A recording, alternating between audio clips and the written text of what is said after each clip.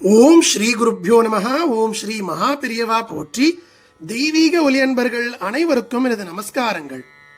அன்பர்களே, நேற்று சிறப்பாக நடந்த முருகப்பெருமானின் உன்னதமான வைகாசி விசாக திருநாளில் சூழ்நிலை காரணமாக உங்களால் விரதம் இருக்க முடியவில்லையா?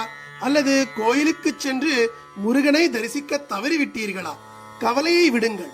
நேற்று நீங்கள் இழந்த அந்த மகா புண்ணியத்தையும் முருகனின் முழுமையான அருளையும் இன்று உங்களுக்கு அள்ளித்தர வருகிறது இந்த ஸ்ரீ சண்முக ஷட்கம்.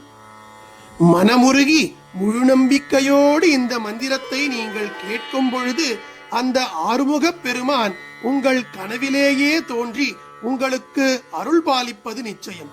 இந்த சிறந்த அற்புத வரிகளை இப்பொழுது நாம் காண்போமாக. ஸ்ரீ சண்முக ஷட்கம்.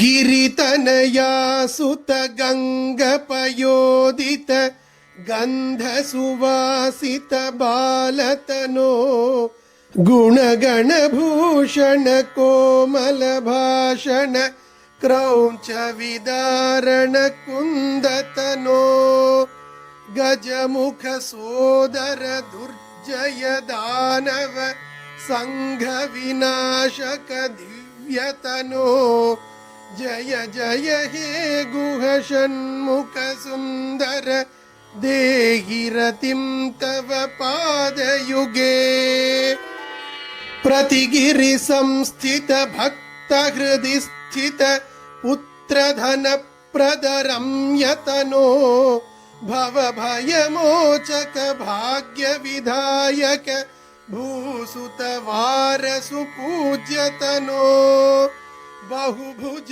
शोभित बंध विमोचक बोधफल प्रद बोधतनो जय जय हे गुह षण्मुख सुंदर देहि रतिं तव पादयुगे शतधन मानित मौनि हृदालय मोक्ष कृदालय मुग्धतनो शतमख पालक शंकर तोषक शंख सुवादक शक्तितनो दश शत मन्मथ सन्निभ सुंदर कुंडल मंडित कर्ण विभो जय जय हे गुह षण्मुख सुंदर देहि रतिं तव पादयुगे गुह तरुणारुण चेल परिष्कृत तारक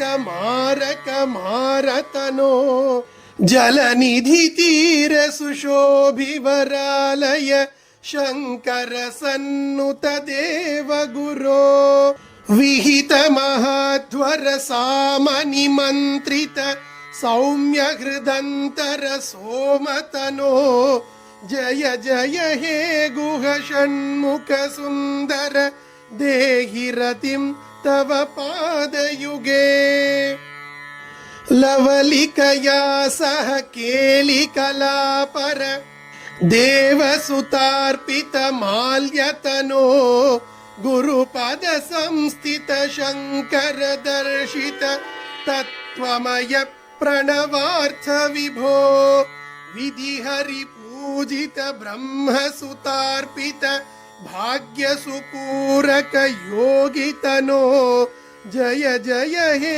गुह षण्मुख सुंदर देहि रतिं तव पादयुगे कलिजन पालन कंज सुलोचन कुक्कुटकेतन केलितनो कृत बलिपालन बर्हिण वाहन फाल विलोचन शंभुतनो शरवण शंभव शत्रुनिबर्हण चंद्र समानन शर्मतनो जय जय हे गुह षण्मुख सुंदर देहि रतिं तव पादयुगे सुखदमनंत पदान्वित राम सुदीक्षित सत्कविपद्यमिदम् शरवण शंभवतोषधमिष्टदमष्टसुसि सिद्धिदमार्तिहरम् पठति शृणोति च भक्तियुतो यदि भाग्यसमृद्धिमतो लभते। जय जय हे गुह षण्मुख सुन्दर देहि रतिं तव पादयुगे, देहि रतिं तव पादयुगे, देहि रतिं तव पादयुगे। इति श्री अनन्तरामदीक्षितकृतं षण्मुखषट्कं சம்பூர்ணம். அன்பர்களே, அபரிமிதமான முருக பக்தியோடு அனந்தராம தீட்சிதரால் எழுதப்பட்ட இந்த உன்னதமான 7 ஷண்முக ஷட்க மந்திரங்களை எவர் ஒருவர் தன் இதயபூர்வமாக தினமும் கேட்கிறாரோ அவர்களுக்கு அஷ்ட ஐஸ்வர்யங்களும் வைகாசி விசாக வழிபாட்டின் முழு பலன்களும் தங்குதடையின்றி கிட்டும். உங்கள் கவலைகள் அனைத்தும் தீர்ந்து அந்த வடிவேலவன் உங்கள் கனவில் தோன்றி நல்வழி காட்டுவது உறுதி. இந்த வீடியோ உங்களுக்கு பிடித்திருந்தால் நமது தெய்வீக ஒலி சேனலை தயவு செய்து சப்ஸ்கிரைப் செய்து பெல் ஐகானை அழுத்துங்கள். அன்பர்களே, நமது சேனல் மூலமாக சனிக்கிழமை தோறும் செய்யப்படும் மகா பெரியவா பூஜையில் உதவி செய்ய நினைப்பவர் மெம்பர்ஷிப்பில் தயவு செய்து சேருமாறு கேட்டுக்கொள்கிறேன். நன்றி. ஸ்ரீ குருப்யோ நமஹ. மகா பெரியவா திருவடிகளே சரணம். தெய்வீக ஒலி எங்கும் பரவட்டும்.